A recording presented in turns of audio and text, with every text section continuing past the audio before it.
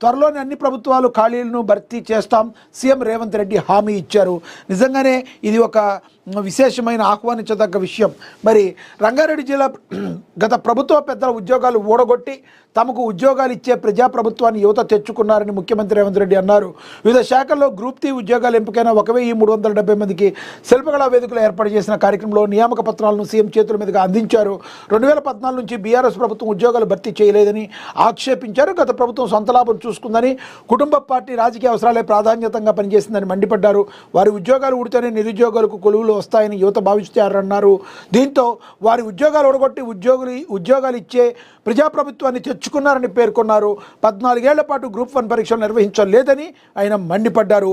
మరి అసలు గత బీఆర్ఎస్ ప్రభుత్వ హయాంలో 10 ఏళ్ల పాటు మరి గ్రూప్ 1 పరీక్షలు ఎందుకైతే నిర్వర్తించలేదో మరి అది కూడా 100 కారణాలు ఉంటాయి. ప్రతిదాన్ని కూడా కాంగ్రెస్ని కార్నర్ చేసే ప్రయత్నం అయితే మరి బీఆర్ఎస్ పార్టీ చేయడాన్ని ఆగాలని చెప్పి రాజకీయ విశ్లేషకులు కూడా మాట్లాడుతున్న పరిస్థితి.